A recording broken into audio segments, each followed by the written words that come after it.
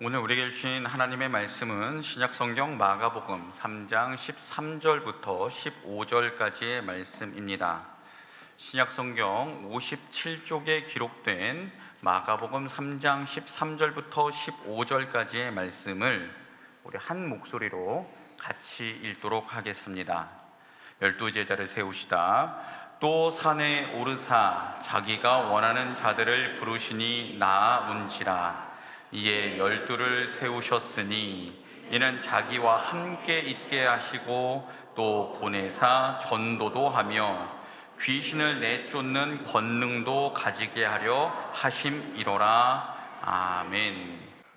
오늘 우리가 읽은 말씀의 시작은 예수님께서 산에 오르사라는 말로 시작하고 있습니다. 이 구절과 병행 본문인 누가복음 6장에 보면 예수님께서 산에 오르신 그 목적을 밝혀주고 있습니다.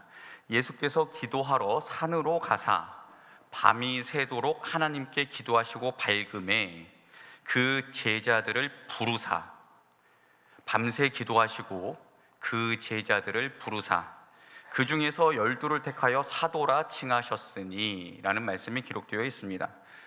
누가는 예수님께서 산에 오르신 목적을 명확하게 밝혀주는데 밤새 기도하시고 제자들을 부르시기 위해서, 선택하시기 위해서 산에 올라가셨다라고 누가는 밝혀주고 있습니다.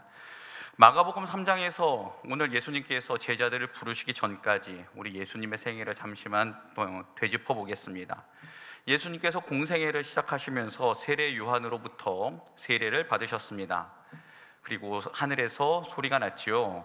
이는 내 사랑하는 아들이고 내가 너를 기뻐한다. 하늘에서 그런 소리로 예수님을 하나님께서 축복해 주셨습니다.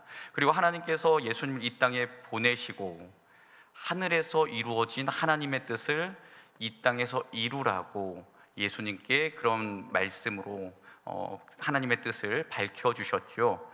그리고 예수님은 성령의 인도하심에 따라 광야로 들어가셨습니다. 광야에 며칠 계셨을까요? 40일 계셨습니다.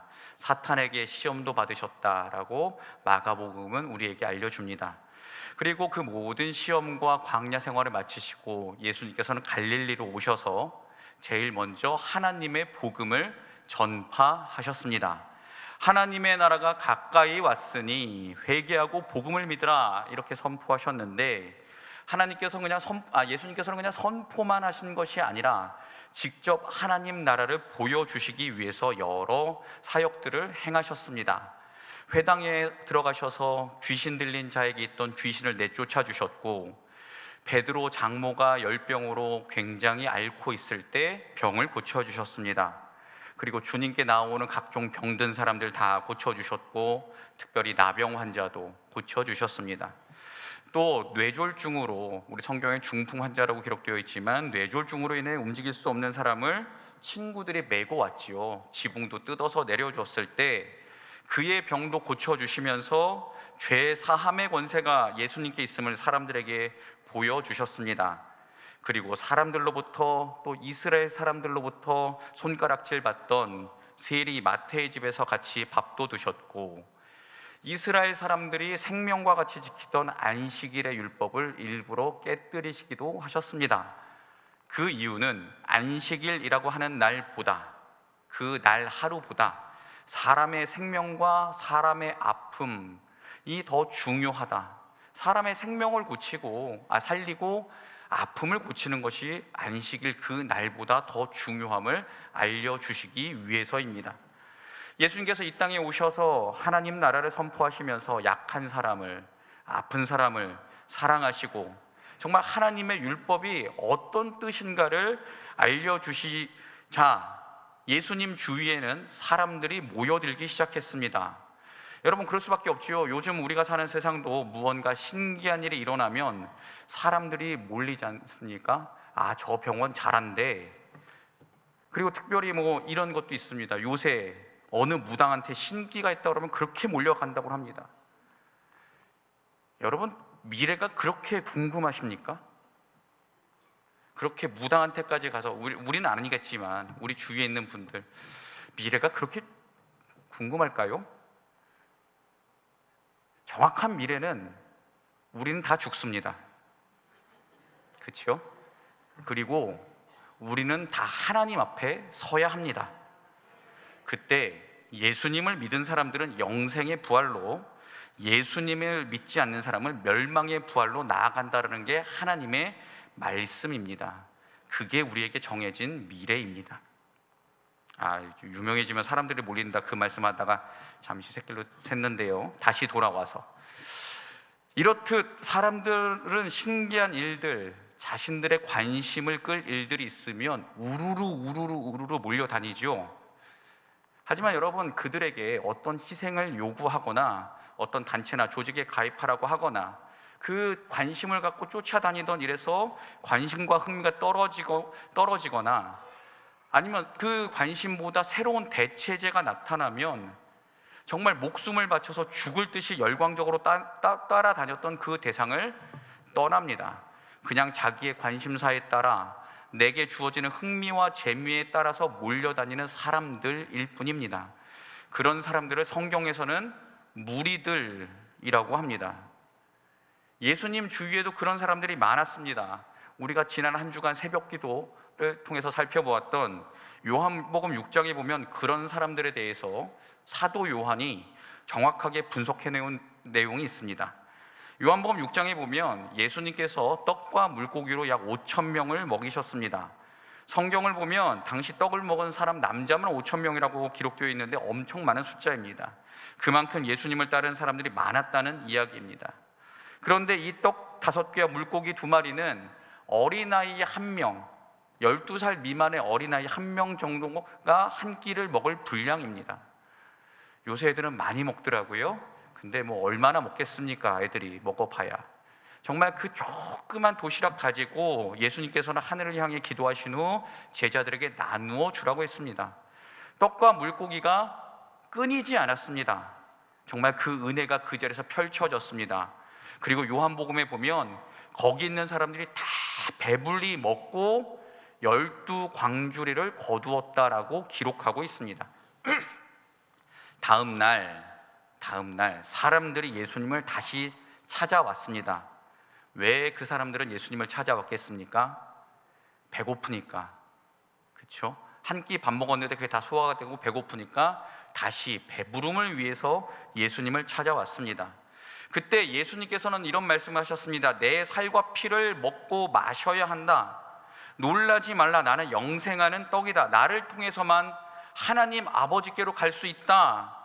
예수님께서는 이렇게 말씀하셨습니다. 이 말씀의 뜻은 나는 하나님의 생명을 전하기 위해 하늘에서 내려온 영생을 주는 떡이다. 나와 뜻을 같이 할래?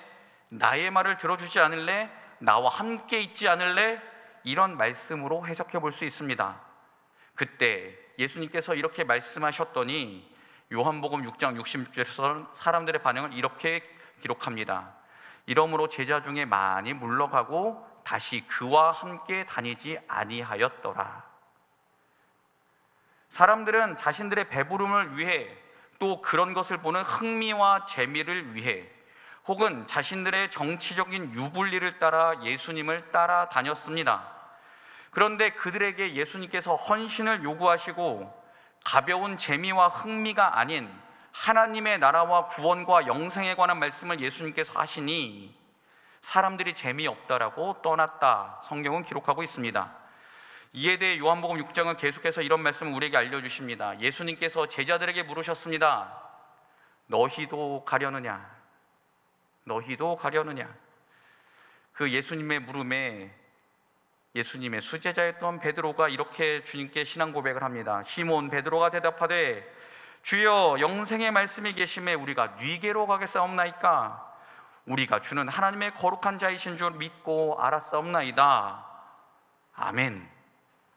예수님을 단순히 배고픔을 해결해주는 해결사로 여겼던, 혹은 자신들의 정치적 지도자로 여기던 무리는 가고 예수님을 영생의 말씀으로 생각한 하나님의 구원자임을 알았던 제자들만 예수님 곁에 남았습니다. 그리고 이 제자들이 앞으로 예수님과 함께 계속 다닐 겁니다.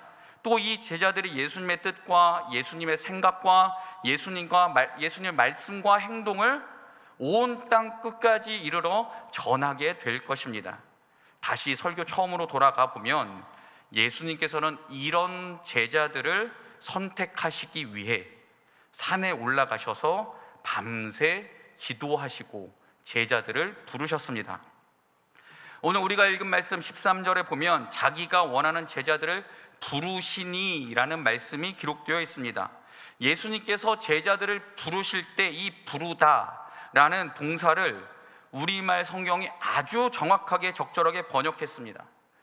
예수께서 과거의 제자들을 부르셨다도 아니고 앞으로 부르실 것이다도 아닌 부르시니라고 현재형으로 번역했습니다.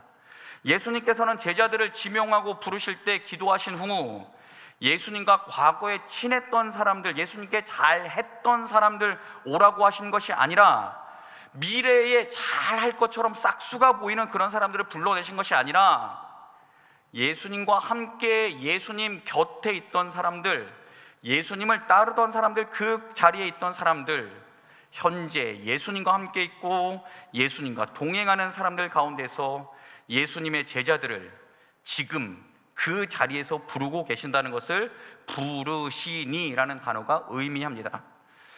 사랑하는 여러분, 이 말씀을 같이 한번 생각해 보길 원합니다. 예수님께서 제자들을 부르실 때 기준은 내가 과거에 얼마나 예수를 잘 믿었었던가 아닙니다. 혹은 예수님, 앞으로 제가 예수님 잘 믿을게요 약속하는 사람들도 아닙니다. 그럼 누구이겠습니까? 지금 있는 자리에서 예수님과 동행하고 있고 그 자리와 예수님과 함께 있던 사람들 가운데서 예수님께서는 제자들을 현재형으로 부르고 계신다는 것을 우리는 말씀을 통해 꼭 확인할 수 있기를 소망합니다. 이 말씀과 비슷한 장면이 창세기 3장에 기록되어 있습니다. 창세기 3장에 보면 선악과를 따먹고 난 후에 아담과 하와가 하나님을 피해 숨어 있는 장면이 기록되어 있습니다. 그때 하나님께서 아담과 하와를 찾아오시죠. 그래서 처음 하셨던 말씀은 아담아, 지금 내가 어디에 있느냐라는 말씀입니다. 너 어디에 있었니? 너 어디에 있을 거니?가 아니라 너는 지금 어디에 있니? 라고 물어보시는 것을 우리는 생각해야 합니다. 하나님께서 아담을 부르실 때, 예수님께서 제자들을 부르실 때 모두 현재형으로 부르고 찾고 계심을 우리는 같이 한번 생각해 봐야 됩니다. 지금 이 자리에서 우리 같이 예배 드리시는 분들 가운데는 신앙의 연수가 깊은 성도님들 같은 경우에 우리가 힘들고 어려울 때 혹은 아플 때 무언가 기도해야 될 때 내가 제일 처음 신앙생활 시작했던 것 혹은 은혜를 많이 받았던 기도원이나 장소를 찾아가기도 하고 가끔은 추억에 젖어서 이렇게 한탄할 때가 있지요. 아, 내가 참 예수님 잘 믿었었는데. 과거형입니다, 여러분. 그리고 어떤 성도님들은 그런 자리를 찾아가서 하나님께 기도 드리기도 합니다. 그렇게라도 기도하시는 것 매우 훌륭한 신앙입니다. 그런데 그 과거의 신앙에만 얽매여 있다면 지금 오늘 여기에서 주시는 하나님의 은혜는, 주님의 부르심은 보이지도 않고 들리지도 않게 됩니다. 혹은 여러분, 이런 경우도 있습니다. 우리는 인생을 살아가면서 어떤 어려운 경우를 만날 때, 쉽게 예를 들면 몸이 아플 때나, 우리 학생들 같은 경우에는 어떤 경우가 있냐 하면요, 시험이 내일이에요. 공부를 안 했어요. 근데 그때 어떤 기도를 할까요? 하나님, 내일 시험에서 찍은 거 다 맞게 해주시면 제가 다음 주부터 교회 잘 나갈게요. 이런 약속들. 이건 학생들의 예를 들었지만 우리 어른들의 예도 분명히 이런 게 있을 거라고 생각을 합니다. 하나님, 이번 어려움만 잘 넘기게 해주시면 저는 하나님께 이런 일을 하겠습니다. 더욱 하나님 잘 섬기겠습니다. 우리 신앙생활을 되짚어보면 하나님 앞에 정말 수없이 이렇게 약속했던 것 한 번쯤은 있으실 겁니다. 네, 여러분 누가복음 12장에 보면 한 어리석은 부자의 이야기가 기록되어 있습니다.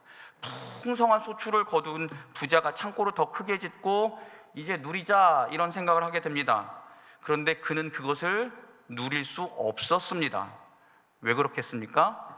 그날 밤 하나님께서 그의 호흡을 거두어 가셨기 때문입니다. 여러분, 우리 앞에 놓여있는 삶에 대해서 예상이 가능하고 정말 우리가 앞에 있는 것을 다 예측하면서 나 하나님 이때부터 잘 믿을게요 라고 생각하고 그 모든 것을 알게 된다면 그때 하나님 앞에 회개하고 잘 믿을 수 있겠지만, 구주로 영접하면 되겠지만, 여러분 그게 쉬운 일이겠습니까?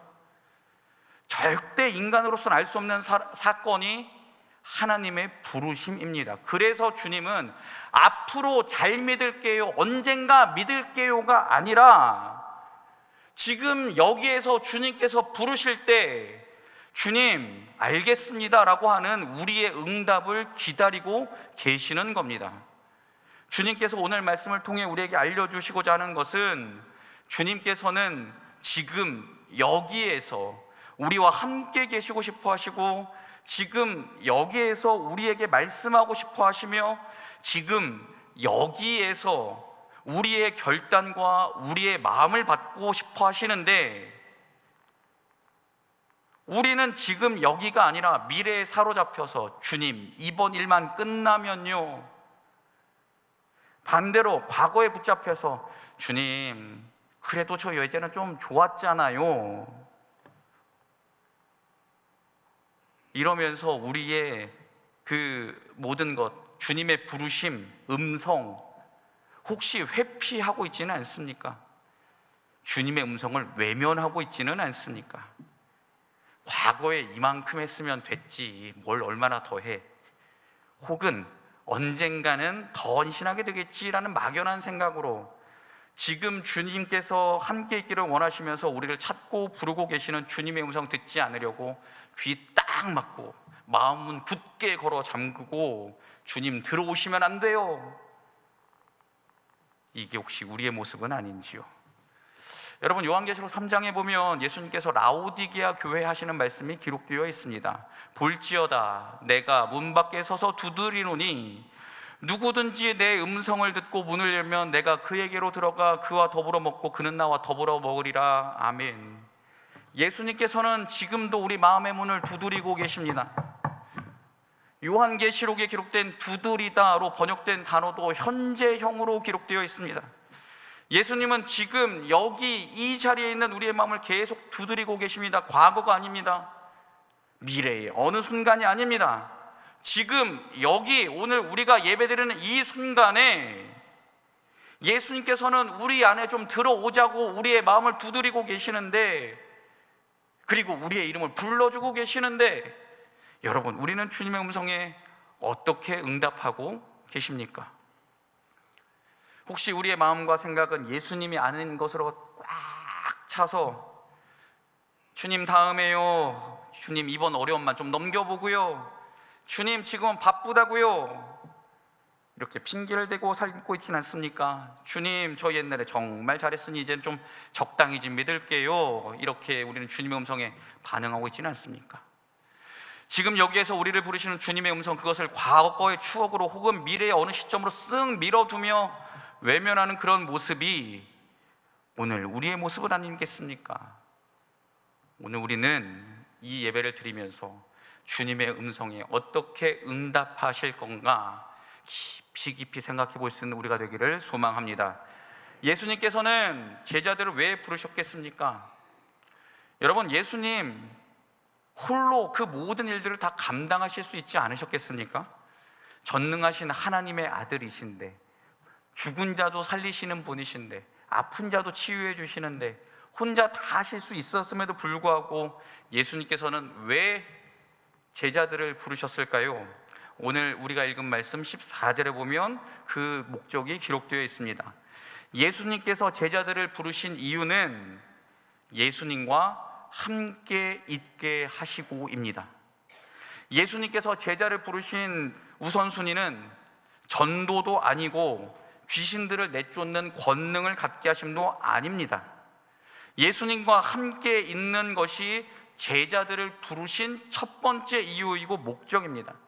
왜 예수님께서는 제자들을 부르셔서 함께 있자고 그렇게 하셨겠습니까? 그 이유는 예수님과 함께 있어야 예수님이 어떤 분이신지 알 수 있기 때문입니다.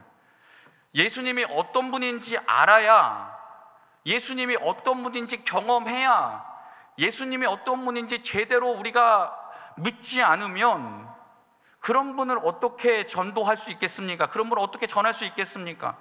예수님이 누구이신지 알아야, 하나님의 아들이시며 모든 하늘과 땅의 권세를 가진 분인지 알아야 귀신 내쫓는 능력도 받을 수 있지요. 예수님과 함께 있어야 하는 이유가 그겁니다. 그래서 예수님께서는 지금 여기에서 당신과 함께 있는 사람들을 제자로 부르신 겁니다.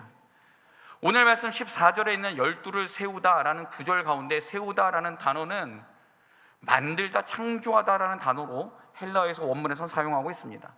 그럼 세우셨다라는 말은 어떤 것을 의미할까요?